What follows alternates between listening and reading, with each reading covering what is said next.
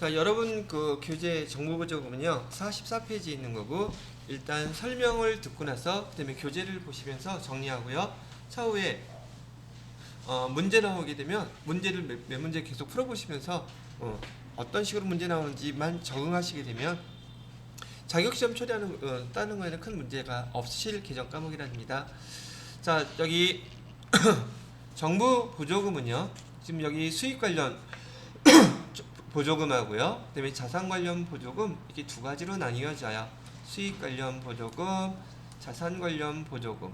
수익 관련 보조금은 뭐 조건이 다 맞는다고 치면은 받았을 때 정부 보조금 수익 계정으로 바로 처리해 버리는 거예요.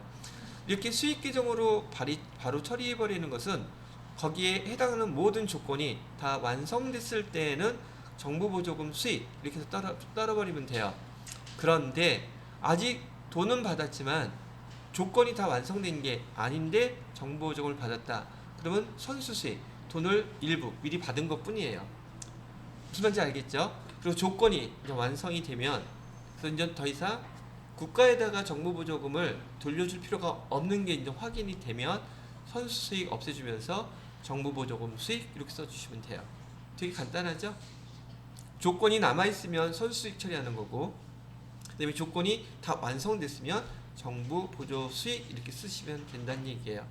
그러니까 여기서 크게 문제될 건 없지만 쉬워도 정부 보조금이란 그 개정 용어 자체가 처음이라서 이것도 시험 문제 나옵니다. 자, 이번에는 주로 많이 나오는 자산 관련 보조금을 갖다가 받았을 때, 자산 관련 보조금을 받게 되면, 자, 얘는 기계장치를 살 때 보조해주기 위해서 신청을 한 거에서 국가가 정부 보조금을 주기로 했대요. 그럼 처음에 보통예금으로 100만 원을 갖다가 보내줬다고 치면 차변에 보통예금 대변에다 뭐라고 쓰라고요? 그냥 보시는 것처럼 정부 보조금 쓰면 돼요. 그런데 이 보통예금 계정의 금액하고 그 회사에 그다음에 정부에서 보조금 준 거 따로 구분해서 표시하라고 우리는 보통예금의 차감 계정의 성격을 갖고 있는 정부 보조금을 이렇게 쓰는 거예요. 그러면 여기에 나와 있는 정부 보조금하고 여기 밑에 나와 있는 정부 보조금하고 이건 다 정부 보조금 계정이 다 똑같은데 얘 헷갈리지 않아요? 밑에 보통예금 차감하는 정부 보조금, 밑에는 기계장치 차감하는 정부 보조금. 이게 다 다를 텐데요. 예. 그래서 여기 쓸 때는요. 보통예금을 차감하는 정부 보조금은 우리 보통예금 계정번호가 지금 103 코드 번호가 그렇죠? 근데 얘를 갖다가 107이나 8, 9 뭐 다른 계정, 우리 기존에 없는 계정에서 사용자 설정 계정 과목에서 보통예금을 차감할 수 있는 계정 하나 만들어 가지고 여기 만약에 몇으로 할까? 118이라고 할까요? 이런 계정으로 정부 보조금 써놓는 거예요. 정부 보조금. 그럼 얘는 118번이라는 걸 쓰게 되면 보통예금을 차감하는 차감 계정으로 등록이 되는 거예요. 그러면 성격이 뭐하고 똑같이 대손 충당금하고 똑같이 그런 성격으로. 그리고 여기 이번에는 정부 기계장치 차감하는 보조금 코드 번호는, 기계장치는 우리 보통 200번대였었단 말이죠. 201번은 토지, 202번은 건물, 뭐 이런 식으로. 그럼 얘는 지금 기계장치에 해당되니까 기계장치는 206번인데 코드 번호를 갖다가 예를 들어서 232 뭐 이런 식으로 코드 번호 하나 주고서 똑같이 정부 보조금 이라고 계정을 등록해 놓는 거야. 그럼 얘 성격은 똑같이 기계장치를 차감하는 그런 성격으로 여기 계정에서 설정하게 되면은 그게 표시가 딱 알아서 된단 말이죠. 그래서 우리가 계정 과목 설정하는 것들도 배웠던 겁니다. 근데 여러분들한테 이 계정 과목 설정하는 문제는 안 나와요. 근데 실무에서는 해야 돼요. 왜? 구회사에서 처음 정부 보조금 받는다면 그렇게 처리를 해야 되니까. 그럼 그걸 어떻게 알아요? 이제 이따가 우리 나중에 기출문제 풀어보다 보면 정부 보조금이 설정되어 있는 그 계정 코드 한번 들어가서 한번 쭉 보면 되겠죠. 이렇게 설정하면 되겠구나. 그걸 아는 것과 모르는 것은 실무에 적용할 수 있느냐 없느냐 큰 문제가 되는 거죠. 그걸 안 배웠기 때문에, 모르기 때문에 저한테 전화하고 그러는 거예요. 이걸 배웠음에도 불구하고. 사용할 수 있는 방법을 모르니까. 자, 그래서 코드 번호가 다르다. 그렇게 정도만 알아두시면 되겠고요.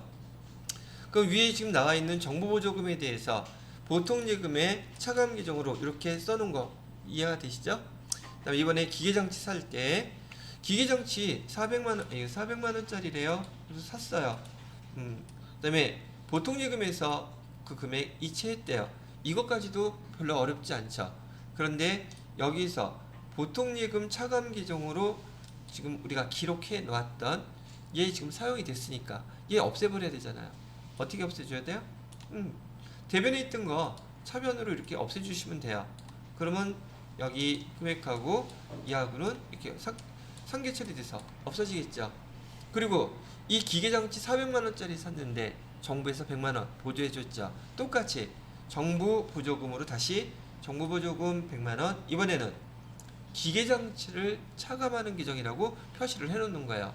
그리고 이 상태에서 감가상각 아직 안 했는데 기말이 됐어요. 그러면 우리 결산해야 되죠.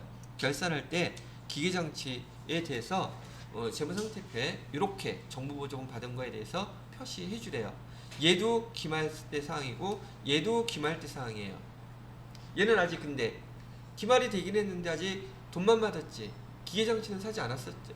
그러니까 그 결산할 때 재무상태표에 보통예금 통장 밑에 이렇게 표시가 되는 것이고, 얘는 보통예금에서 받았던 거 얘 지금 기계장치를 샀죠. 근데 아직 사용은 안 했어. 그럼 감가상각비를 아직 안 했기 때문에 이 상태로 이렇게 남아 있는 거예요. 이해가 되셨죠?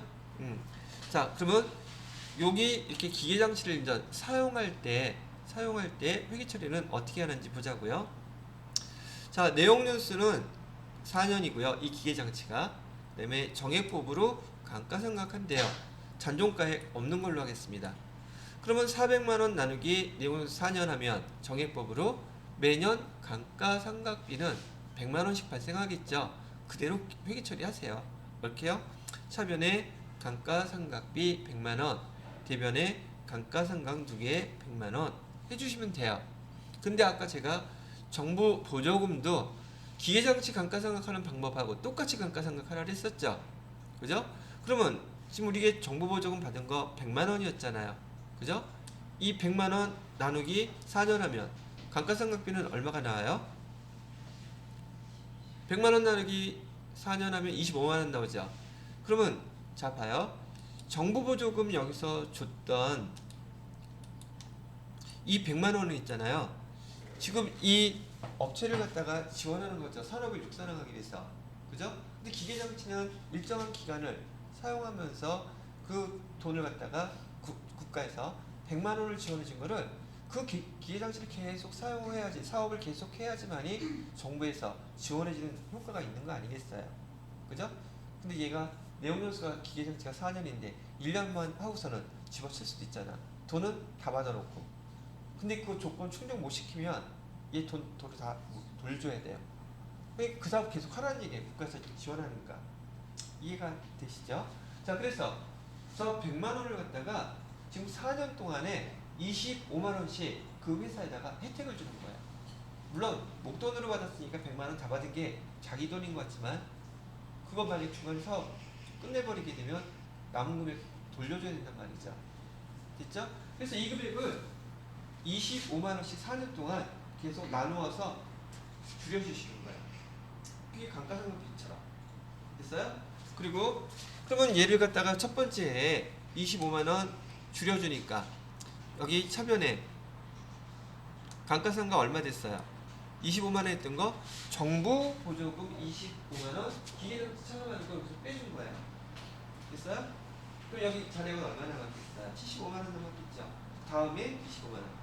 또 그 다음에 25만 원. 그래서 기계장치가 그 수명이 다하는 내용연수 4년 동안에 이 회사에다가 매년 얼마씩 25만 원씩은 안 갚아도 되게끔 그 회계처리를 이렇게 해주는 거예요. 그럼 대변에다가는 뭐라고 써요? 대변에다가는 여기 지금 이 기계장치에 대해서 감가상각비가 지금 얼마 발생했어요? 100만 원 발생했었죠? 그죠? 이 기계장치에 대해서 25만 원 다시 빼주는 거예요. 그러면 감가상각비가 두 개 결합되게 되면 이번 결산할 때 이 기계장치에 대해서 비용으로 얼마가 판관비에 들어가겠어요? 75만 원만 들어가겠죠. 이렇게 25만 원씩 혜택을 주는 거야. 왜? 감가상각비가 판관비에 25만 원이 줄어들면 이익은 매년 25만 원씩 더 나는 거죠. 그렇게 해서 지원을 해주는 거예요. 회계 처리할 때. 난 알고 별거 아니죠. 여러분이 다 알고 있는 지식에다가 이렇게 차감계정이라는 거. 차감계정이라는 용어가 왜 어려우냐면 여러분들이 그 대손충당금이라든지 감가상각 누계익이라든지 재고자산 충당금이라든지 평가충당금 그런 개념 설명 들을 때 그 하나만 넘어가면 몰라도 그냥 넘어가면 내가 이해하겠거니 아니에요. 이 회계는 연결되지 않은 게 없어요. 하나를 배우더라도 정확히 배워야지만이 그 다음 단계 갈 때 그게 그대로 다 사용이 된단 말입니다. 하나도 버릴 게 없어. 그래서 지금 차감 계정이다, 평가 계정이다라는 그 용어를 앞에서 반복해서 여러분이 들었기 때문에 정부 보조금은 지금 돈 받았을 때 보통 예금의 차감 계정이 되는 것이고, 그다음에 기계장치를 취득할 때 그때는 기계장치 차감 계정으로 이렇게 사용하는 거예요. 그다음에 감가상각하는 방법도 지금 이거 감가상각하는 방법을 모르면 이 설명 들으면 알아듣나? 무슨 외계어 같지? 그죠? 정액법이라는 거 간단한 거긴 하지만 기계장치 보조금으로 들어왔던 정부 보조금도 유형자산은 아니지만 똑같은 방법으로 감가상각해서 이렇게 써놓은 다음에 차변의 감가상각비, 대변의 감가상각누계 이렇게 쓰는 게 아니라 얘를 차감하는 그 계정으로 그만큼 줄여주라고요. 대변에다가는 감가상각비 쓰는 이게 포인트예요. 정보보조금을 갖다가 상각할 때 차변에는 정보보조금 줄여주지만 대변에다가는 감가상각비 그 회사에서 처리했던 비용에서 25만 원만큼을 다시 빼준단 말이에요. 뭘로? 정보보조금으로. 이렇게 상대시켜서. 여기 회계 처리하는 게 세무이급에서 여러분들한테 하는 질문일까요? 요거 그냥 아는지. 아니 갑자기 왜 대변에 감가상각비가 나와? 말도 안 돼. 차변에 정보보조금 이건 또 뭐야? 책 그냥 읽어보면은 이해가 안 되는 부분들이 바로 이런 부분들이었던 거예요. 아시겠죠? 그래서 이해가 된 다음에 여러분이 이따가 이거 한번 천천히 복습하셔서 이거 한두 번만 해보면 돼요. 그리고 문제 나오는 거 비슷한 거 풀어보시게 되면 이거 저는 오리지널로 다 설명해 드릴 거예요. 여러분 TAT 2급 급수에서 처리할 수 있는 방법을 처음부터 끝까지 다 설명해 드린 거고 여러분들한테 나오는 정보보조금의 문제는 여기서 일부만 똑 떼어내서 그거만 물어봐요. 되게 간단하고 그냥 눈으로 봐도 암산으로도 풀릴 수 있을 정도. 아시겠죠? 자, 그래서 정부 보조금에 대한 것도 유형자산 계정에서 여러분들한테 물어보는 TAT 2급에서의 세무 2급에서의 문제였다고 얘기를 해드리는 겁니다. 포인트는 다시 한번 동그라미 쳐드릴까요? 이해요. 정부 보조금 감가상각하고 대변에다가는 뭐라고 써요? 감가상각비 빼줍니다. 그렇게 해서 비용을 줄여주니까 감가상각비 정부 보조금만큼 매년 그 회사는 감가상각비 줄여주는 만큼의 이익이 증가하죠. 그렇게 해서 지원을 해주는 겁니다. 몇 년 동안? 내용연수 기간 동안에. 예, 거기까지예요.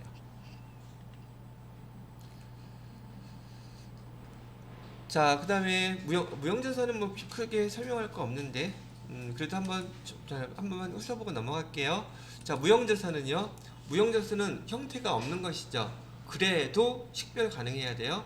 뭐 자산의 공통적인 특징, 회사가 통제하고 있어야 된다고 그랬었고, 잊어버리면 안 되는 거, 무형자산은 비화폐성 자산이라고 얘기해 드렸었죠.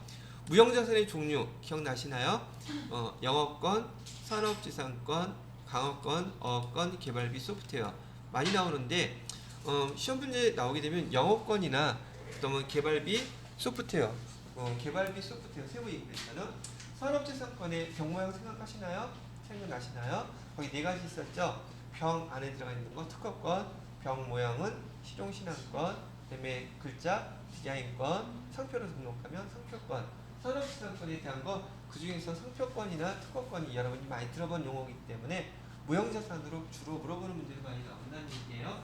그다음에 소프트웨어는 제가 왜 시험 문제 잘 나와서가 아니라 나오게 되면은 소프트웨어가 회계 1급 정도에서 무형자산으로 나오기는 하는데 그것보다도 여러분이 회사에서 요즘 많이 회계 프로그램들 있죠. 회계 프로그램, 그다음에 MS 프로그램 이렇게 우리가 쓰는 소프트웨어들이요. 그거 살면은 저기 아래 한글 또는 여기 뭐죠 버전 윈도우 10 이런 거 쓰시게 되면 사긴 샀는데 뭐라고 써야 되는지를 몰라서 물어보는 분이 있어요. 소프트웨어라고 쓰시면 돼요. 무형자산이에요. 아시겠죠? 실무에서 여러분이 되게 배웠는데도 불구하고 그때 뭐라고 써야 되는지 잘 몰라. 그래서 얘기해드리는 거예요. 지금 웹사이트 원가라는 것도 있어요. 지금 여기 소프트웨어의 공통점은 뭐냐면 다 프로그래밍돼서 우리 눈에는 보이지 않아요. 그 프로그램을 활용하면 여기도 마찬가지지만 그 결과치만 여기 지금 디스플레이 되고 있단 말이죠. 그죠? 이거하고 똑같은 원리로 우리가 그 각 회사의 홈페이지 있죠. 그걸 우리는 웹사이트라고 그래요. 웹사이트 구축할 때도 돈 들어가죠. 많이 들어가는 편이죠. 근데 그거 프로그래밍 다 된 것들 아니에요? 웹사이트 구축하는데 우리 회사 홈페이지 구축하는데 만약에 3천만 원 들어갔다? 그때 현금 줬어요. 처음에 뭐라고 쓸래요? 소프트웨어? 아니죠. 그거는 웹사이트 원가라고 하는 계정이 별도로 있습니다. 웹사이트 원가도 무형자산이에요. 근데 뭐 소프트웨어 이해했으면 웹사이트 원가라는 것도 만약에 없으면 없으면 만들면 되지. 이제 못 만들어요? 다시 해줘요? 해당되는 무형자산 칸에다가 사용자 설정 계정 과목 거기다 만들어서 쓰면 돼요. 근데 그 꼭 웹사이트 원가라고 해야 돼. 홈페이지 원가하면 안 돼요? 계정은 구분만 정확히 되어 있다면 계정은 어떻게 써도 상관없어요. 그건 우리가 마음대로 설정해서 쓸 수 있게끔 되어 있었잖아요. 그쵸? 자, 그다음에 여기서 기억하셔야 될 것도 뭐 있었어요? 무형자산도 유형자산 형태만 없을 뿐이지 취득할 때 발생한 그런 부대비용 반드시 다 무형자산의 이름으로 포함시켜야죠. 지난번에 나왔던 문제 중에서 물론 대부분 다들 맞으셨던 것 같은데 우리 특허권을 갖다가 특허권을 사는 게 아니죠. 살 수도 있긴 하겠지만 우리가 특허 신청을 하기 위해서 거기 특허권 그 법률 자문료 등록하기 위해서 한 거 돈 1,000만 원 발생했어. 그러면 그 특허권 신청하기 위해서 거기 특허권 그 사업하는 그 대행해주는 거기서 1,000만 원 현금으로 줬다고 쳐요. 차별에다가 뭐라고 쓸 거예요? 차별에다가 특허권을 신청하기 위해서 거기 모든 수수료 등록 뭐 하는 거? 그거 특허권을 사기 위해서 지금 부대비용 들어가는 것들이잖아요. 특허권이라고 쓰는 거예요. 지금 특허권을 우리가 산 것도 아니야. 그냥 우리 기술진에서 그거 만들어냈어. 그죠? 돈 들어간 곡이 얼마 들어가는지 알 수 있어요, 없어요? 그럼 모른단 말이에요. 이해되시겠습니까? 그리고 이렇게 우리 특허권으로 등록하는데 1,000만 원 이렇게 들어갔는데 어떤 사람이 그 특허권, 어떤 회사에서 그 특허권이 필요해. 근데 1,000만 원 들어갔는데 10억 준다 그래. 팔아야 돼, 말아야 돼? 100억 준다 그래. 팔아야 돼, 말아야 돼? 그거야 뭐 사장 마음이고 나는 팔 거야. 근데 제가 지난번에 예를 들어 드렸을 때 오늘도 그 카카오톡이 나오던데 카카오 거기 구글에서 어마어마한 숫자의 금액을 주고 그 카카오를 살려고 M&A를 하려고 시도를 했었어요. 근데 카카오에서 거절했거든요. 근데 요즘 카뱅크도 나와있죠. 지금 사업체가 되게 많은데 카뱅크 그룹이 지금 우리나라에서 30대 그룹에 새로 편입됐는데 자산 규모, 덩치예요. 자산 규모가 삼성보다 더 커요. 어마어마하죠? 대단한 거예요. 그리고 지금 거기 금융만, 카카오뱅크 금융 자산 규모가 21조인가 그래요. 그걸 갖다 그때 살 때 뭐 몇 조 원 주고 산다고 했을 때 거기 했던 사람 누군가 대단한 사람이죠. 이 발전 방향을 봤기 때문에 지금 30년이 고사하고 몇 년도 안 됐는데 그 30대 그룹 안에 들어왔어요. 지금 어마어마하게 컸죠. 그러니까 팔기를 잘한 거야, 안 팔기를 잘한 거예요. 결과를 봤을 때 그렇죠. 지금 요즘 거기 우아한정제들 배민 어떻게 되고 있는지 모르겠네. 배민 조건도 보니까 한 4조 원 정도라고 4조 7천억 원 정도 된다 그랬는데 어떤 조건이 맞아야지 그게 성사가 되나 봐요. 지금 우리 그 배달 시장에서 뭐 우린 비즈니스 관계 상법에서는 독점을 갖다가 배제하고 있어요. 독점할 수 없도록. 그러면 독점하면 횡포가 생길 수 있잖아요.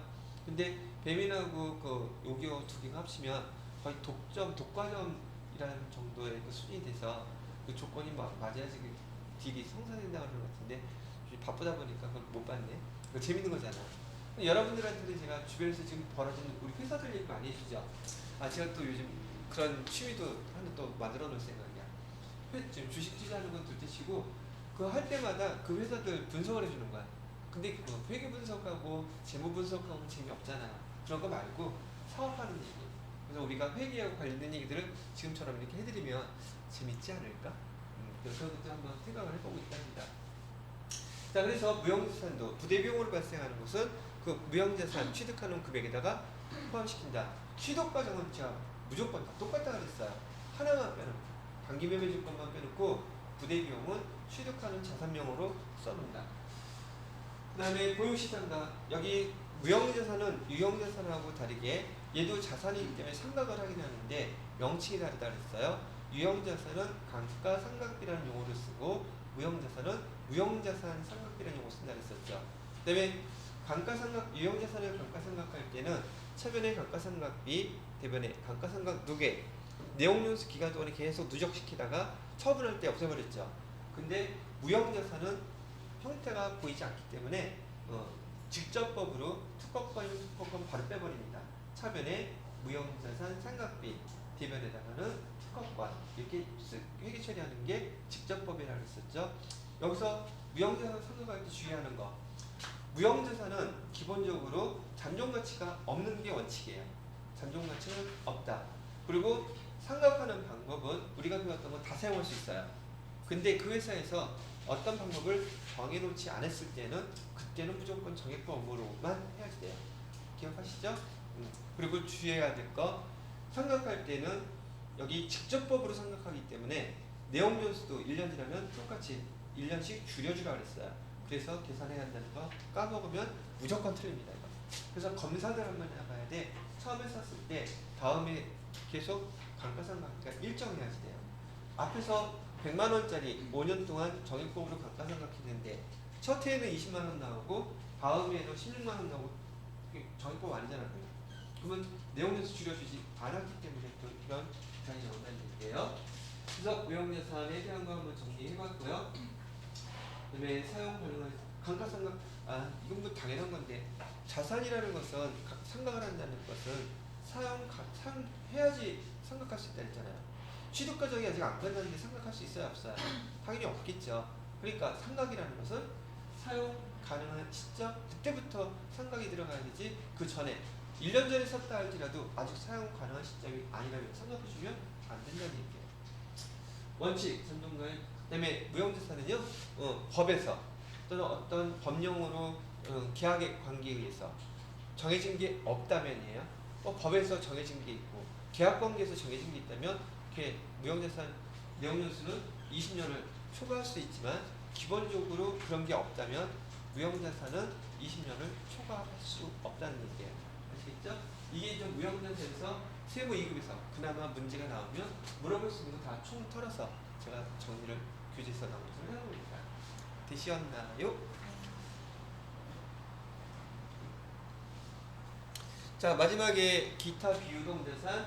기타 비유동자산은 제가 뭐라고 설명해 드렸었냐면 우리 비유동자산에는요 첫 번째 투자자산이 있었고 두 번째 우리가 배웠던 유형자산이 있었고 세 번째는 조금 전에 배웠던 무형자산이 있고 이 세 가지에 속하지 않는 것들 그건 다 무조건 기타 비유동자산이에요. 대표적인 게 임차보증금이라고 했었어요. 그죠? 임차보증금은 월세에 대한 보증금이죠. 근데 월세 보증금 월세 안 내고 전세 내도 되잖아. 전세권이라고 불러요. 그거는 전세권도 여기에 해당되고요. 만약에 외상매출금은 1년 이내에 회수하는 게 보편적인데 장기 외상매출금, 장기 미수금, 장기 받으러 1년이 아닌 즉 유동자산에 속했던 것들이 유동자산에 속하지 않게 넘어오게 되면 몽졸이 다 어디다 집어넣으라고요? 기타 비유동자산에 다 집어넣는 거예요. 됐어요? 회사에서 요즘 가끔 그런 거 볼 수 있을 텐데 기타 비유동자산에 속해 있는 것들 중에서요 이런 것들도 있어요. 골프 회원권 그죠? 그 다음에 제일 또 많이 나오는 것 중에 하나가 전신 전화 가입권이라는 거 실무에서 보실 거예요. 전신 전화 가입권은 우리 전화국에 가입한 거 전화국에 가입한 게 뭐가 있는데 요즘 유선전화 써요? 유선전화 써요 안 써요? 아니 사무실에는 유선전화 한 대도 없어. 다들 휴대폰 쓰고 인터폰으로만 쓴다고 치고 유선전화 가입권이 유선전화 전화국에 유선전화 가입한 거에 대한 그 금액 보증금으로 내야 되는 게 있어요. 보증금 제가 있을 때부터 한 5,000원 정도 했었거든요. 한 회사인가? 지금 팩스는 그거 있어요. 전화선이 연결돼 있어야지 팩스를 받을 수 있기 때문에. 근데 요즘 전화선 말고도 인터넷으로 그냥 팩스 받을 수 있는 거 있지 않나요? 있었던 것 같은데. 옛날에는 이게 전신전화 가입권이 금액이 엄청나게 컸었어요. 예를 들어서 대기업 한 직원들 1,000명 정도 되는데 그때 당시에는 유선전화 자기 자리에 하나씩 다 있었거든요. 근데 그게 발전하다 보니까 유선전화가 아니라 내선전화, 내선으로 연결된 거, 선은 몇 개만 있고 뭐 이런 것들이 있다가 지금은 아예 다 없어졌죠. 전화국 전화국에는 저희가 대행도 모르겠네. 상장되면 개껏 사면 안 돼. 저 가망이 없어. 근데 요즘 인터넷 그 제공하는 서비스하는 업체들은 어디예요? 뭐 LG라든지 KT라든지 이런 데서 인터넷 많이 하죠. 지방으로 있고 산업이 이렇게 그 사회가 변하면 문명이 변하면 지고 뜨고 그러는 사업들이 비일비재하게 발생하더라는 얘기죠. 카카오가 이렇게 뜰 줄 누가 알았겠어요? 뭐가 그렇게 따지면 요즘 여러분 배달시키는 거 되게 많죠. 물류업체들도 지금 엄청 많이 생기고 있겠죠. 그런데 좀 수요가 손이 모자라. 거기 뭐 일거리는 얼마든지 있대요. 몸만 나서 열심히 해주면 돈 준대요. 지금 그래서 광고 같은 게 많이 나오죠. 제가 아파트에 있을 때 그분 보니까 아침에 6시 반에 나온대요. 집에 들어가는 게 12시가 넘어. 주말에는 혼자도 다 못하니까 일정한 시간이 되니까 가족이 같이 다 해요. 아내도 하고 아들도 하고. 그렇게 해서 물론 수입은 많긴 하겠지만 그것도 장난 아니겠죠. 하여튼 사업이 변하더랍니다. 자, 그 다음에 기타 비유동자산에 만약에 부도, 어음과 수표 이것도 분명히 우리 자산이죠. 채권이잖아요. 근데 부도가 났어. 근데 지금 확정된 거 아니죠. 부도 난 거이긴 맞지만 아직 못 받는 건 아니에요. 거기 파산 신청이 돼야지만 못 받게 되잖아요. 부도금과 수표도 바로 여기 들어가요. 부도금과 수표 1년 안에 받을 수 있어요? 그거 모르잖아. 그러니까 비유동자산인데, 그죠? 원래 바드러움이나 수표는 우리 유동자산이었는데 지금 부도가 났기 때문에 여기 들어와 있는 거야. 왜? 얘가 투자자산이에요? 아니잖아. 유형자산이에요? 무형자산이에요? 아니니까 여기 들어가는 거야. 아시겠죠? 기타 비유동자산에 제가 좀 많이 쓰지는 않았지만은 그 원칙만 알고 있으면 그 비유동자산 중에서 그 앞에 3개에 해당되지 않는 것들은 다 여기다가 집어넣으면 된다. 그게 원칙이다. 보시면 된다는데요. 이해가 되셨습니까? 됐습니다. 자, 여기까지 해서 우리 그 멀고 험난한 길을 걸어왔던 자산을 우린 지금 이틀 만에 거의 끝내가고 있죠. 자, 여기서 여기 자산 규정은 녹화를 마무리를 먼저 짓겠습니다.